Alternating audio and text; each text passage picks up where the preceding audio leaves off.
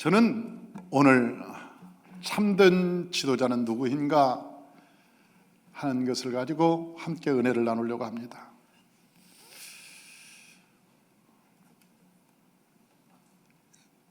요즘 시대에는 지도자가 참 찾기 힘들다, 지도자를 참 볼 수 없다, 그렇게 얘기를 합니다. 성경에서 평신도 지도자, 대표적인 인물이라면 아마 느헤미야를 얘기할 것입니다. 그러니까 평신도로서 우리가 지도자 상 그러면 느헤미야가 우리의 신앙의 모델이다, 그렇게 말할 수 있는 것이죠. 그래서 평신도들은 우리가 신앙을 어떻게 해야 될 것인가 알기 위해서는 이 느헤미야서를 많이 읽어보면 우리의 신앙의 로드맵을 우리는 알 수가 있습니다. 이 사람은 주의 종도 아니요 서기관도 아니요 가르치는 그런 사람도 아니었습니다. 이 사람은 그냥 평범한 하나님을 섬기는 유대인이었습니다. 그런데 어느 날 고국에서 들려오는 소식이 있었습니다.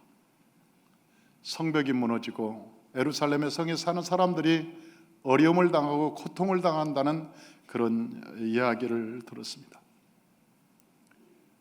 그 이야기를 듣고 그는 금식하죠. 눈물을 흘리면서 금식합니다. 사실 그때 느헤미야의 삶이라고 하는 것은 대단히 부유한 삶이었습니다. 그는 포로로 잡혀와서 그때 당시 술장관이었으니까 세계의 제국의 황제의 생명을 지키는 그런 장관이었으니까 얼마나 높은 자리였겠습니까? 자기 개인적인 안위를 생각하면 아마 귓등으로 들었을 것입니다. 그것이 나와 무슨 상관이 있어? 그 사람들이 예루살렘에서 그렇게 고생을 하든 힘들게 살아가든 나와 무슨 상관이 있어? 그리고 별반 관심을 갖지 않았을 것입니다. 그런데 느헤미야는 지도자였습니다. 지도자의 마음은 늘 부담이 있는 거예요. 마음에 부담이 있는 것입니다. 그러니까 여러분에게 만약 어떤 일들이 있을 때 내 마음에 부담이 오거든, 그렇게 생각하십시오. 나는 지도자인가 보다. 내 마음에 부담이면 시험 들지 말고, 시험 들면 점프. 여러분 마음에 부담으로 와서 기도가 나오면 여러분은 지도자. 이 느헤미야라고 하는 사람은 그 사슬을 듣고 하나님 앞에 무릎 꿇습니다. 어찌할꼬 어떻게 해야지? 하나님 앞에 금식할 줄 아는 사람, 금식하면서 눈물을 흘릴 수 있는 사람. 성경에 보니까 이 느헤미야는 금식하면서 눈물을 흘렸다. 내 백성의 아픔을 보고 눈물을 흘렸다. 저는 금식을 20하루를 3번을 해본 적이 있습니다. 물만 마시고 금식을 3번을 해본 적이 있는데, 한 번은 신학교 때 한 번 해본 적이 있고, 2번은 교회를 개척하고 나서 2번을 했습니다. 금식을 하면은요, 혈기가 다 없어집니다. 열흘이 지나니까 내 옆에서 아무리 약 올려도 약이 안 올라요. 왜? 힘이 없으니까. 약이 안 올라옵니다.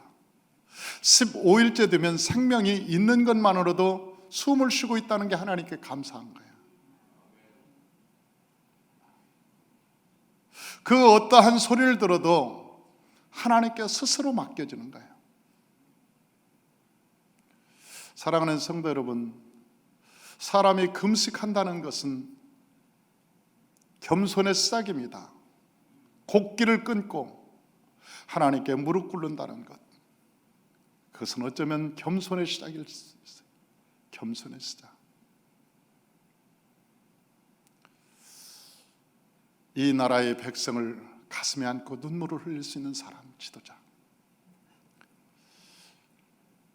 이 백성을 안고 금식할 수 있는 사람.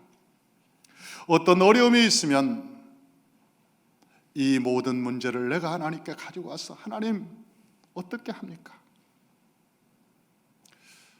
모세는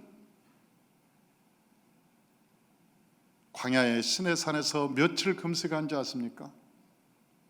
120일. 첫 번째 십계명을 받으러 시내산에 올라가서 40일을 기도했습니다. 금식으로. 그런데 그 십계명이 깨지고 말았어요. 하나님께서 이스라엘 백성들을 죽이겠다고 말씀하셨습니다. 내가 이 백성들을 다 죽이겠다. 모세는 그 백성들을 놓고 하나님께 무릎 꿇고 그때 밑에 내려와서 40일을 금식합니다. 하나님 용서해 주옵소서. 차라리 생명책에서 내 이름을 지워주십시오. 이 백성을 용서해 달라고. 금방 40일을 금식하고 내려온 그 사람이 힘이 있었겠습니까? 보식을 얼마나 했겠습니까? 그럼에도 불구하고 저 모세가 거기 밑에 와서 또 금식을 40일을 한 거예요. 생명을 건 기도겠죠. 그 문제를 해결하고 다시 모세가 올라갑니다. 십계명을 다시 받으러 올라가서 40일을 똑같이 금식하고 기도합니다. 모세가 하나님께 기도한 그 40일의 기도,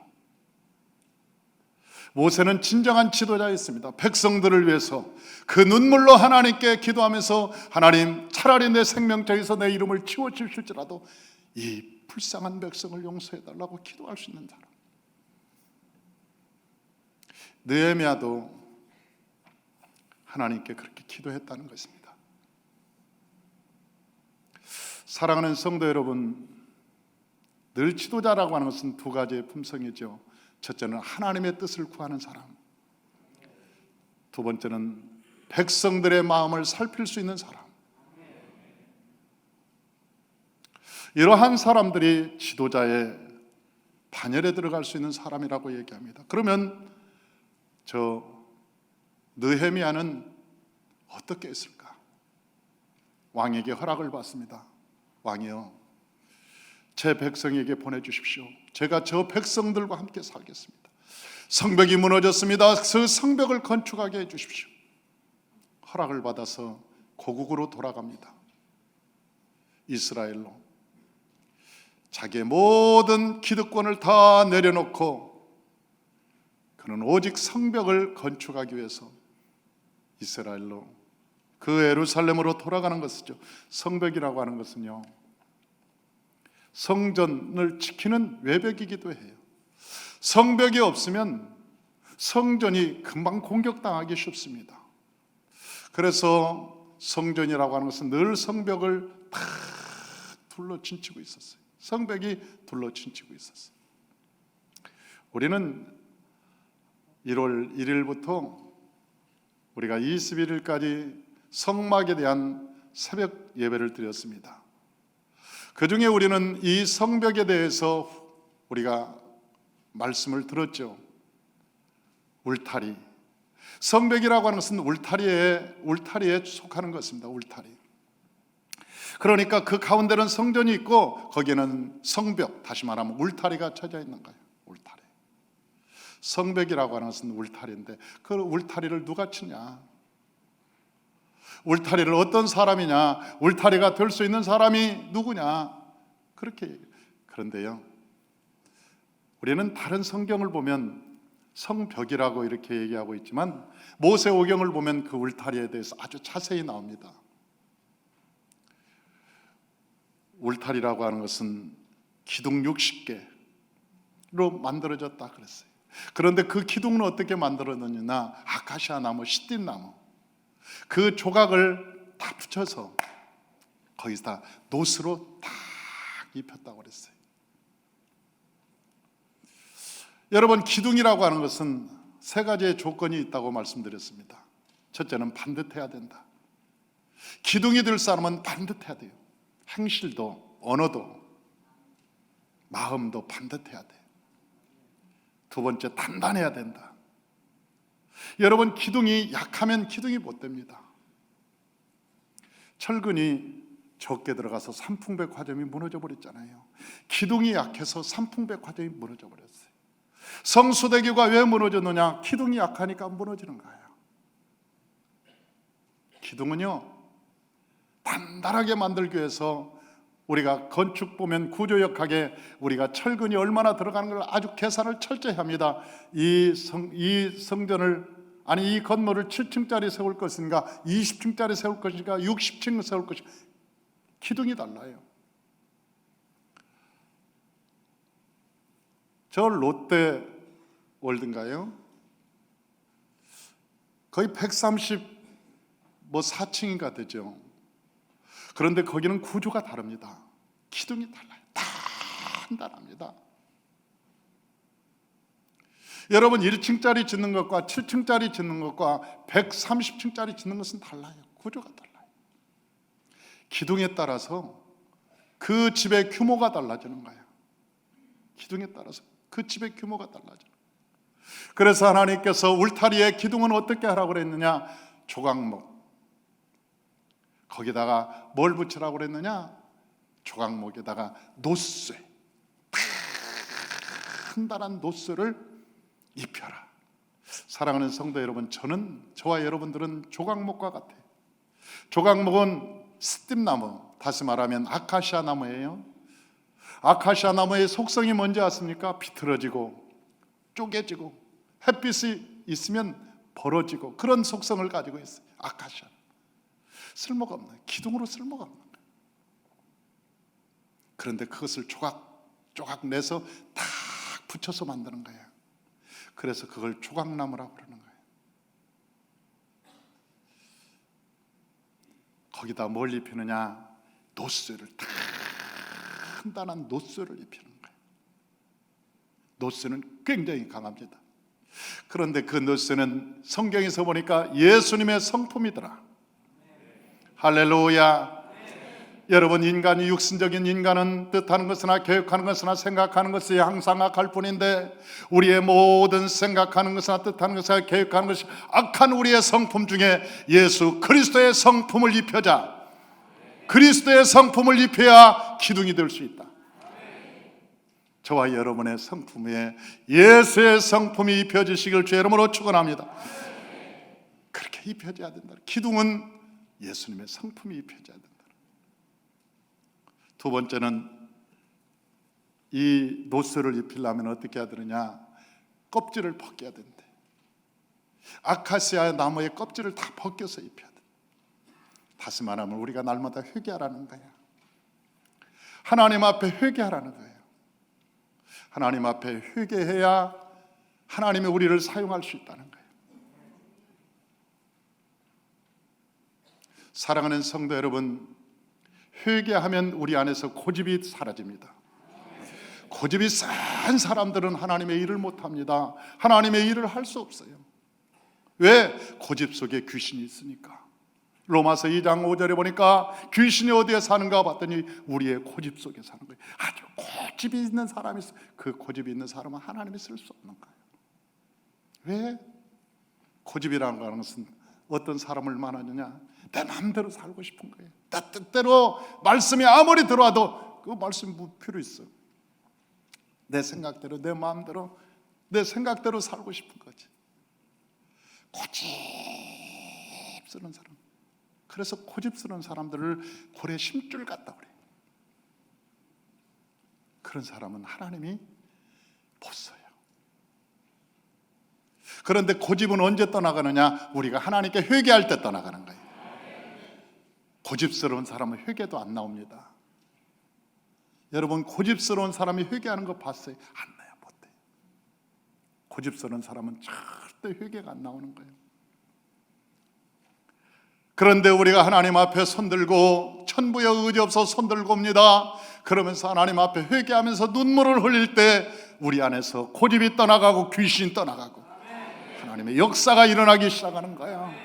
그래서 여기에 보니까 여러분, 시뜸나무를 쓰기 위해서는, 거기에 놋을 입히기 위해서는 반드시 껍질을 벗겨야 돼. 왜 껍질이 안 벗겨지면 놋까지 벗겨지니까 껍질을 벗겨. 그래서 하나님께서 회개하라고 그랬어요. 기둥을 만들려면 거기에 우리가 성막을 하면서 배웠잖아요. 양쪽에 줄을 단단히 매라. 단단히 매라. 이 기둥 혼자는 지탱할 수 없는 거예요. 줄이 있어야 돼요. 그래서 이것은 줄은 뭐냐? 성령으로 하나 되게 하는 성령의 줄로 매라. 단단히 예수 그리스도께 매여 있어야 돼요. 우리가 그리스도께 매여 있어야 돼요. 우리 마음이. 우리가 시험이 당할 수 있어요. 어려움이 당할 수 있어요. 이 성벽은 누구냐? 이 울타리는 누구냐? 교회를 지키는 일꾼들이에요. 거기에 기둥은 누구냐? 하나님께서 세우신 일꾼들이에요. 그 일꾼들은 어떻게 세워지느냐? 첫째는 반듯해야 되고, 두 번째는 단단해야 되고, 세 번째는 움직이지 말아야 되는데 다 조각목 같아. 그러나 거기에 예수의 성품을 입힌 자들.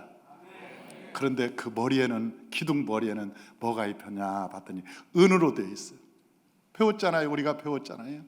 은으로 있는데 은은 독이 있는지 없는지를 구별하는 것이에요. 우리의 머리는 냉철함이 필요한 거예요. 냉철함이 필요해서 영적인 구별이 이루어져야 돼요. 이것은 영적으로 잘못된 것인가 잘된 것인가, 이걸 구별하는 능력이 없으면 안 돼요. 저는 우리 교육자를 뽑을 때도 내가 한 번도 어디다가 뭐 교육자를 구합니다 그렇게 내본 적이 없어요. 늘 하나님께 골방에서 기도해. 하나님, 우리 일꾼이 필요합니다. 하나님 아버지, 일꾼을 보내주옵소서. 하나님 아버지, 돕는 일꾼을 보내주옵소서. 막 기도해요. 그러면 일꾼들이 와. 여기저기서 일꾼들이 와서 목사님, 저 목사님과 함께 사역하고 싶습니다. 그렇다고 해서 누구나 받아들이면 안 돼. 큰일 나. 그때는 내 머리에 뭐가 있어야 된다고? 은이 있어야 돼요. 내 머리에 명철함이 있어서 이게 독인지 아닌지를 구별해내야 돼요. 그때 하나님 그 사람들을 놓고 하나님께 토게, 하나님 아버지 보냈는데 하나님 구별하게 도와주옵소서. 하나님 아버지, 이것이 독인지 아닌지를 구별하게 하여 주옵소서. 막 기도하면 하나님께서 그걸 깨닫게 하시고 알게 하시고 은혜를. 한 번은 교육자를 제가 기도했는데 한 사람이 왔어요. 사실 겉으로 볼 때니까 괜찮아요, 쓸만해요. 그래서 그러면 당신 나하고 함께 일합시다 그랬는데, 나중에 기도해 보니까 그 전날 하나님께서 선명하게 보여주는 거예요. 수치에, 얼마나 수치의 옷을 나에게 보여주는지 내가 그 모습을 보고 깜짝 놀랐어요. 그래서 내 전화를 그날 밤에 했어요. 아닙니다. 다음에 기회가 있으면 우리 만나서 사역합시다.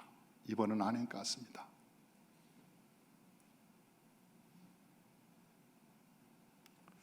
사랑하는 성도 여러분, 이 기둥의 머리에는 뭐가 있다고요? 은이 있어요. 그래서 여러분, 이 머리에는 냉철해서 여러분 영을 분별하는 능력이 있어야 돼요. 이 머리에는. 이 기둥의 조건입니다. 아무나 품는다고 해서 너도 좋고 나도 좋고 막 얼레덜레해서 나중에는 분별이 없으면 큰일 나는 거예요. 오늘 본문에 보니까 이 하나님의 일을 하는데, 일꾼들이 일을 하는데 엄청나게 많은 시험이 왔습니다. 하나님의 일을 하다 보면요, 방해하는 사람들도 참 많아요. 성경에 보니까 토비아라고 하는 사람이 있었는데, 이 토비아가 아주 방해를 많이 합니다. 산발랏도 방해를 많이 합니다. 그런데 이 지도자가 백성들을 하나님의 일을 하게 하는데 어떻게 하느냐 보니까 불평이 너무 많은 거예요. 사람들이 이 불평 많고 저 불평 많고, 그래서 하나가 안 되는 거예요. 백성들이 하나가 안 되는 거예요. 그래서 이 불평이 뭔가, 그리고 다 조사해 봤더니 불평등이라는 거예요. 이 불평등 때문에 백성들이 하나가 안 되는 거예요. 그래서 이 느헤미야가 불평등을 다 없애기 위해서 첫째로 자기가 먼저 솔선수범합니다. 그는 12년 동안 총독으로 있으면서 녹을 받지 않았습니다. 성벽 공사를 할 때 부자나 가난한 자 모두 참여하겠습니다. 그때 당시 고리대금업자들이 굉장히 많았는데 고리대금업자를 아예 없애버렸습니다. 그래서 백성들에게 들려오는 원망, 불평등 이런 내부의 문제를 다 없애는 거예요. 왜? 그런 것이 있으면 하나가 안 되니까. 하나가 안 되니까. 사랑하는 성도 여러분, 저와 여러분이 하나 되기 위해서는 어떻게 해야 될까? 이제 저희 교회가 여기에서 머물러서는 안 되고 이제 5,001만 성도를 향해서 가야 되는데, 그 5,001만 성도를 향해서 가기 위해서는 어떻게 해야 될까? 우리 성도 한 사람 한 사람 모두가 다 똘똘 뭉쳐야 됩니다. 일당 백을 해야 되는 거예요. 일당 백을 해야 이게 쫙 비행기를 일당 백을 해요. 지금까지는 우리가 이 시스템으로 교회가 부흥했어요. 이만큼 성장한다는 것이 어렵습니다. 정말 이만큼 성장한다는 것은 너무 어렵습니다. 그런데 여기에서 멈춰서는 안 됩니다. 우리는 반드시 5,001만 성도를 향해서 나갈 거예요. 그런데 우리가 일산 호수공원에서 띄웠던 그 조각배를 가지고는 태평양을 건널 수 없어요. 여러분, 저 일산 호수공원에서 띄웠던 그 조각배는 거기에서 타기 좋은 거예요. 태평양을 건너기 위해서는 함선이 필요해요. 거대한 파도가 올 겁니다. 태풍이 올 겁니다. 어려움이 우리에게 다가올 수도 있어요. 지금까지 한 번도 우리가 경험하지 못했던 다양한 어려움이, 공격이 있을 수 있어요. 그래서 우리는 새로운 조직을 정비해야 돼요. 함선을 만들어야 돼요. 태평양을 건널 수 있는 큰 배를 만들기 위해서 지금부터 준비해야 돼요. 준비하지 않으면 그 길을 갈 수 없습니다. 그 길을 건널 수 없습니다. 어저께 그 교회에서, 홍도에서 전화가 왔어요. 목사님하고 통화를 하고 싶다고 그래서 제가 홍도에 전화를 했습니다.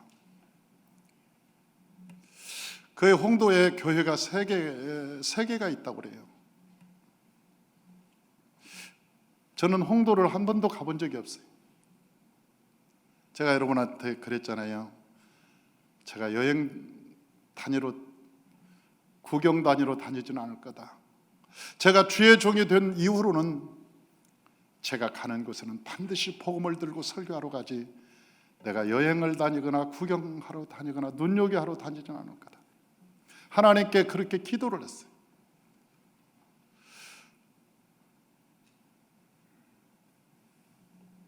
이번에 목포에 세미나 할 때도 제가 한 번도 목포를 가본 적이 없었어요. 왜 목포를 갈 수 있는 기회가 없었겠습니까?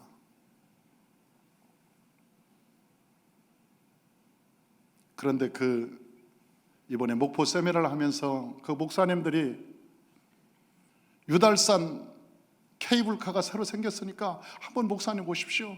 한번 타고 가십시오.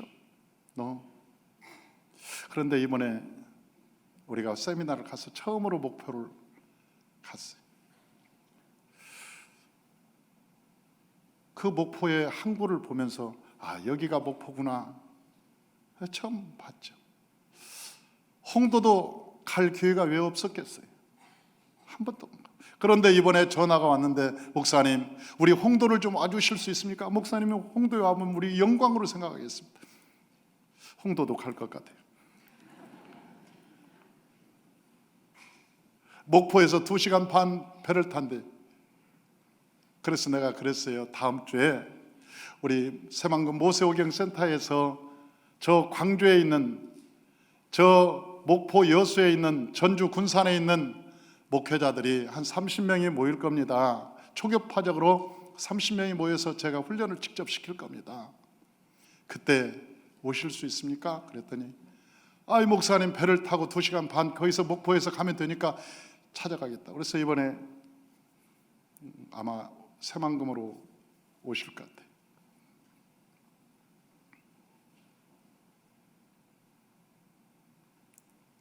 준비는 되었습니다. 이제 우리 성도님들이 하나님의 말씀으로 준비는 되어 있습니다. 그러나 거대한 태평양을 건너기 위해서는 어떻게 해야 될 것인가?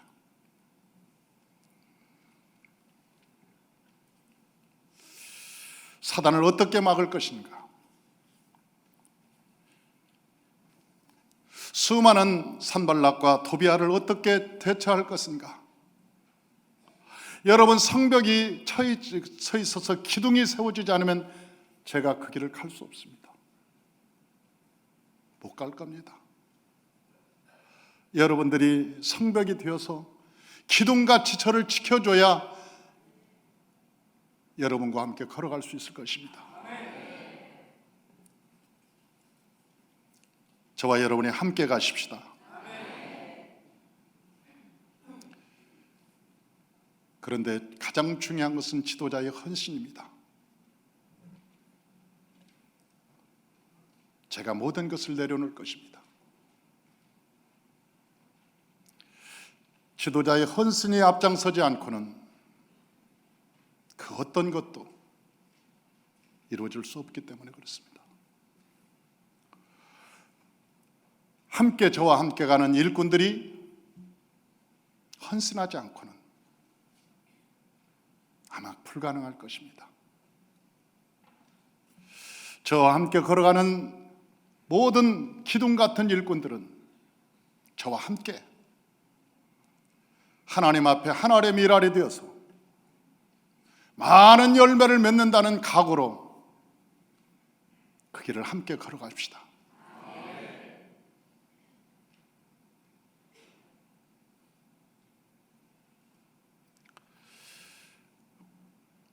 느헤미야는 백성들을 함께하기 위해서 불평의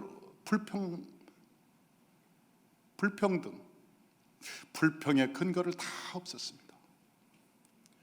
그래서 백성들은 하나가 될 수 있었습니다. 우리 교회에서 저는 이 사실, 요람에서 무덤까지 저는 우리 성도님들께서 저와 함께 개척해서 헌신했던 분들, 또 중간에서 이 교회에 들어오셔서 헌신하고 충성했던 사람들, 어떤 모양으로 교회에 와서 날마다 기도로 헌신했던, 전도로 헌신했던, 그분이 봉사로 헌신했던, 이 교회에서 하나님께 헌신했던 사람들, 그 사람들의 삶은 어쩌면 교회가 보장하고 책임져야 된다는 것입니다. 왜? 성경이 보니까 촛대에서 불이 활활 타오르다가 나중에는 그 불똥이라는 게 있습니다. 불똥. 탁 타고 남은 심지 속의 불똥. 여러분, 그 불똥은 어떻게 담는지 아세요? 금그릇으로 담아요. 촛대에 불똥은 금그릇으로 담는다고. 우리가 하늘나라 갈 때 우리의 영혼을 황금마차에 태우고 하나님의 천사들이 데리고 갈 거예요. 그러나 이 땅에서도, 나는 영혼뿐만 아니라 이 땅에서도 그분들이 행복하게 살아가는 것, 노후에 양로원이나 아니면 어디 치료하는 곳에 자녀들과 떨어져서 사는 것, 너무나 안타깝다.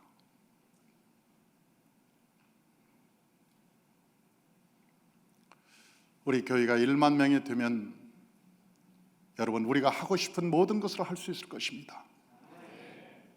모든 것을 만들어갈 수 있을 것입니다. 복지, 제도, 이러한 것들을 갖춰갈 거라고 생각해.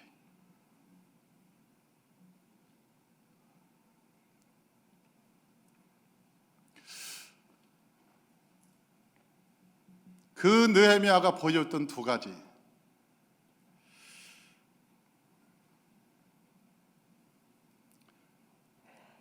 아무리 조직이 좋아도 말씀의 회복이 없으면 불가능한 것입니다. 무용지물인 것이죠. 그래서 이 느헤미야는 에스더라고 하는 학자를 딱 모셨어요. 그 모셔서 하나님의 말씀을 듣게 합니다. 그런데 그 말씀을 들을 때 그 말씀에 백성들이 깨달아졌다고 얘기하지 않습니까? 하나님의 말씀이 깨달아졌다. 할렐루야. 하나님의 말씀이 깨달아졌다. 머리로 알아지는 것이 아니고 우리의 마음에서 깨달아졌다. 말씀이 머리로 들어갈 때는 바리새인이 됩니다. 말씀이 머리로 들어가면 100% 바리새인이 됩니다. 예수님께서 그 바리새인들을 향해서 말하기를, 이 회철한 무덤들아, 이 독사의 자식들아, 그들의 입술에는 언제나 말씀이 있었습니다. 하나님의 영광을 위해 산다고 말했습니다. 금식도 했습니다. 11조도 했습니다. 그들도 헌신한다고 했습니다. 그러나 예수님이 볼 때는 그건 바리새인들이라는, 마귀의 자식들, 심령의 변화가 없고 성령의 열매가 없는 삶, 위험한 거죠. 위험한 것입니다. 여러분, 1200만이나 되는 한국교회 성도들, 그런데 왜 세상은 기독교를 개독교라고 합니까? 변화되지 않는 성도들의 삶, 세상 사람보다 더 못한 그들은 삶의 열매, 그래서 지탄하는 것이죠.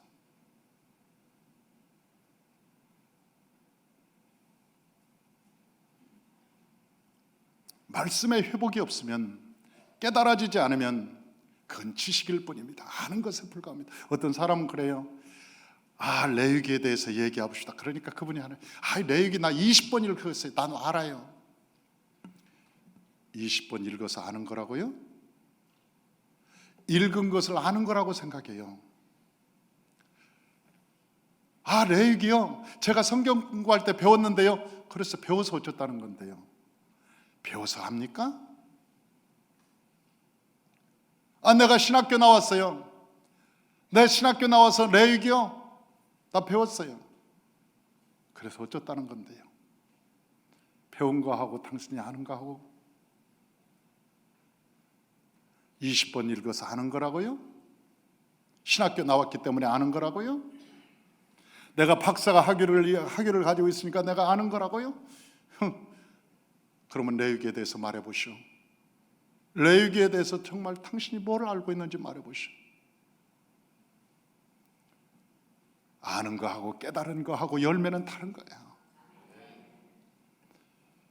깨달아졌으면 열매가 맺어지는 것입니다. 우리가 하나님의 말씀은요, 열매 없는 신앙은 가짜예요. 하나님께서 말씀하셨잖아요. 그 나무는 그 열매로 알지니, 그 열매를 보면 그 나무를 알지니.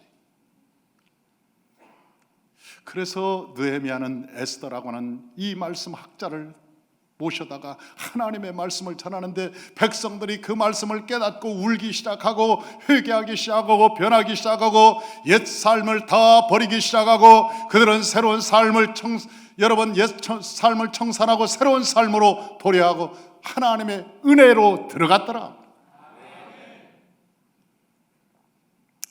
저는 이 사람들이 추구했던 것은 뭔가, 무엇을 잃어버렸을까? 모세오경을 잃어버렸다는 거예요. 1장 7절 한번 보십시다. 성경을 찾아서 성경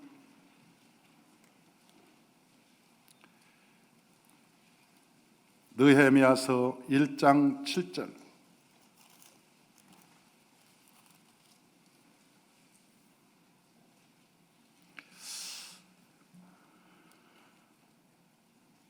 우리 다 같이 한번 읽어봅니다. 주를 향하여 크게 악을 행하여 주께서 주의 종 모세에게 명령하신 계명과 율례와 규례를 지키지, 주를 향하여 크게 악을 행하여, 왜 악을 행하였느냐? 모세오경을 몰라서 그랬다는 거예요. 주를 향하여 크게 악을 행하여 주께서 주의 종 모세에게 명령하신 계명과 율례와 규례를 지키지 아니하였다. 왜? 몰랐으니까. 몰랐으니까. 하나님의 뜻대로 산다고 열심히 살았습니다. 로마서 10장.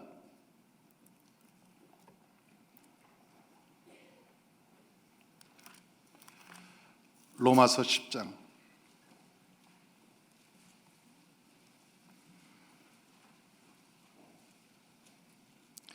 2절 3절. 로마서 10장 2절 3절 다 같이 한번 읽어봅니다. 내가 증언하노니 그들이 하나님께 열심히 있으나 올바른 지식을 따른 것이 아니니라. 하나님의 의의를 모고 자기의 의의를 세우려고 힘써 하나님의 의의에 복종하지 아니하였느니라. 열심은 있었어요. 충성을 한다고 했어요. 그런데 자기의 의의를 세우려고 하나님의 의의에 복종하지 아니하였더라. 자기 의의에,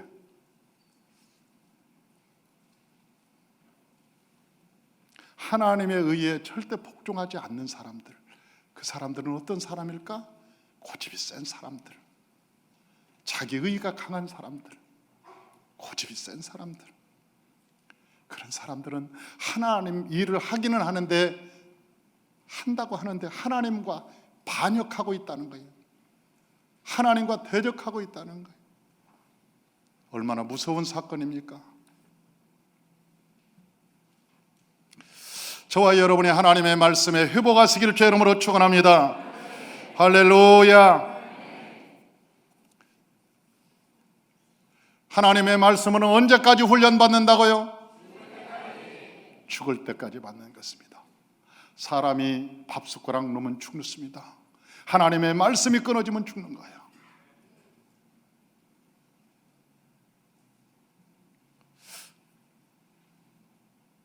두 번째는 지도자의 헌신이었습니다. 느헤미야는 12년 동안 총독의 녹을 받지 않고 공사를 하며 오히려 자신의 재산을 아낌없이 헌신했습니다. 지도자의 지도력 중에 중요한 것은 자기 헌신이죠. 한국은 한때 노블레스 오블리주라고 하는 말이 유행했습니다. 이 말은 불란서의 귀족의 의무라는 의미를 가지고 있습니다. 부와 권력과 명예를 가진 사람들은 사회적 책임을 진다는 뜻입니다. 로마를 지탱했던 것도 바로 노블레스 오블리주였습니다. 로마의 전쟁이 일어나면 로마의 귀족들이 제일 먼저 자신들의 재산을 내놓았고 자신들이 직접 전투에 참여해 나라를 지킨다는 것이었습니다. 로마가 그렇게 건강하게 지킬 수 있었던 것은 로마의 귀족들의 정신 상태였습니다. 그 대표적으로 우리는 갈레스라고 하는 유명한 얘기를 전해드릴 수 있습니다.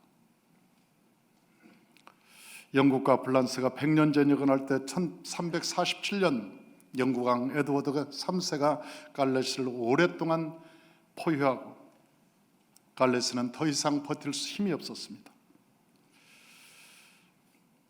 그때 에드워드 3세는 갈레스에 하나의 제안을 했습니다. 다 죽일 수는 없다. 이 성에 있는 사람을 다 죽일 수는 없다. 6명만 나와라. 그 6명만 목을 치겠다. 처음에는 갈레스에 있는 성읍에 있는 사람들이 다 반겼습니다. 이제 6명이면 우리는 다 살 수 있거든. 근데 누구냐는 거예요. 6명이 누가 갈 거냐는 거죠. 그때 갈레스의 최고의 거부였던 생피에르가 손을 들었습니다. 갈레스의 최고의 거부였던 생피에르, 제가 참수를 당하겠습니다. 두 번째는 갈레스의 시장이었습니다. 제가 참수를 당하겠습니다. 그 다음에 재판장, 경찰청장, 부호, 뒤로 그때 당시 갈레스에 가장 유명했던 사람들이 손을 들고 자기가 먼저 죽겠다고 줄을 지었습니다. 그 사람들은 사회적으로 이름이 알려졌던 사람들이었습니다. 그리고 그들은 에드워드 3세로 앞으로 나갔습니다. 그것을 본 영국 황제는 감동을 받았습니다. 이런 아름다운 사람들이 사는 땅, 이것은 우리가 지켜줘야 된다. 우리가 이 갈레스를 지켜줘야 된다. 그래서 아무도 죽이지 않았습니다. 그리고 그 이후에 누가 갈레스민이 될 것인가, 그런 유명한 일화를 남겼습니다. 아무나 갈레스민이 될 수 없다는 것입니다. 갈레스민은 우리가 생각으로, 품성으로, 우리가 자격이 있는 사람들,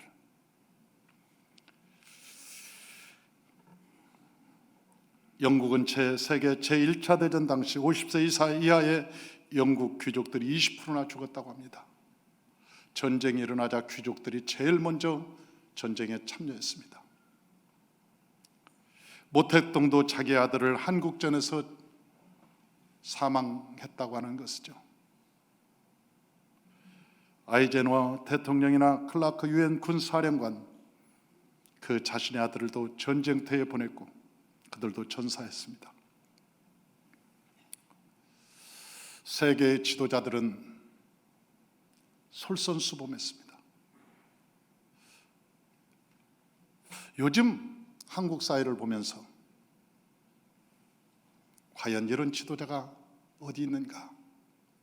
우리는 그 지도자를 찾고 있습니다. 목말라 하고 있습니다. 정치의 계절이 돌아왔습니다. 많은 사람들은 나를 뽑아달라고 얘기합니다. 그들이 정말 백성들을 위해서 눈물을 흘릴 수 있을까? 정말 그들이 하나님 앞에 무릎을 꿇을 수 있는가? 아니면 자기의 야망과 자기의 정욕을 위해서 살고 있는가? 마음이 답답해 옵니다.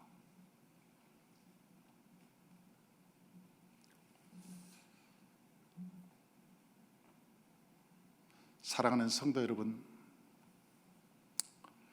우리는 새로운 출발을 앞두고 있습니다. 우리 교회에서도 느헤미야의 같은 이 모델이 많이 나오시길 주 이름으로 축원합니다. 그런 기둥들이 세워져서 저와 함께 거친 항해를 향해서 미지의 세계, 어느 대륙이 나타날지 모르겠습니다. 우리 앞에 어떤 문제가 다가올지 모르겠습니다. 저는 모세오경을 하면서 많은 사람들의 반대가 있고 또한 참여하지 않는 많은 사람들의 원망도 있을 수 있습니다. 그러나 하나하나 함께 설득하면서 나갈 것입니다. 비록 더딜지라도, 그 힘든 과정일지라도.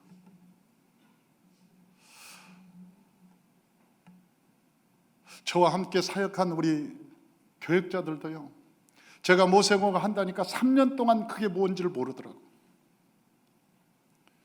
뭔가 하는 모양이다. 진짜요. 우리 교육자들이요, 정말 성질 같으면 내가 속에서 불이 나오더라고. 지옥 불인 줄 몰라도 막 속에서 열불이 나고 저따오가 나오고 함께 한다고, 야, 그런 속이 나와, 불이 나와. 그런데도 제가 콕 참았어요. 왜? 언젠가는 하나님이 저들을 깨닫게 하실 것이다. 나는 확신을 가지고 있었어요. 평신도들이 변하고, 평신도들이 레위기를 하나 가지고 창세기부터 요한계시록까지 풀어가는 것을 보면서 주의 종들이 놀라는 거예요. 야, 우리는 신학교 나오고 대학원까지 다 나왔는데 저게 뭐지? 로마서를 가지고 평신도들이 해석해가면서 가르치는 걸 보면 주의 종들이 다 충격을 받는 거예요. 저게 뭐지? 3년이 지나니까 주의 종들이, 야, 사람이 변하네? 열매가 있네? 아, 이게 대단한 거네?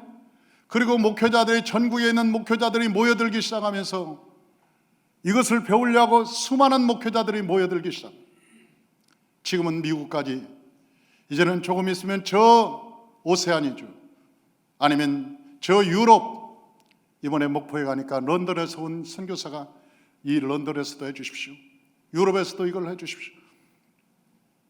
내 공보부에 연락을 했어요. 전화번호 주면서 서로 교환하고 거기서 추진하도록 해라. 다 완성되면 우리는 가서 하겠다. 아프리카 아마 얼마 있지 않아서 전 세계로 반드시 퍼져나갈 것을 우리는 믿는 거예요. 이번에 목포에서 할 때요, 목포의 목회자들도 30명이 탁 달려드는 거예요. 우리도 이걸 교회에다 도입해서 그대로 하겠다. 너무나 많이 하자고 그래서 이번에 시간이 없는데도 2월 다음 주에 날짜를 빨리 잡은 거예요.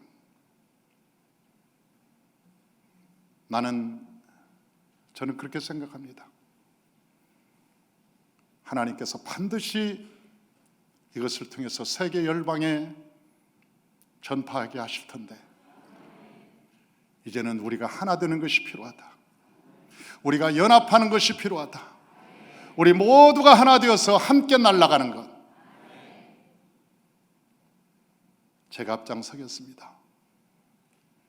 저와 여러분이 든든한 기둥이 되어서 저를 지켜주시고 보호해 주시고 함께 항해를 하는데 한 마음으로 출발할 수 있도록 함께 하십시다. 할렐루야. 느헤미야는 성경의 노블레스 오빌주의 대표적인 인물입니다. 솔선수범한 사람.